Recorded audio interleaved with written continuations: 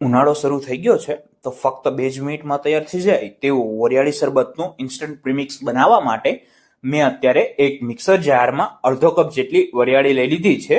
ત્યારબાદ તેમાં આપણે 1 કપ જેટલી સાકર ઉમેરીશું. આપણી સાકર ઉમેરાઈ જાય ત્યારબાદ તેમાં 10 થી 12 નંગ જેટલા મરી ઉમેરીશું અને 1 ટેબલ સ્પૂન જેટલો સંચળ પાવડર ઉમેરી અને બધી જ વસ્તુને સારી રીતે પીસી લઈએ.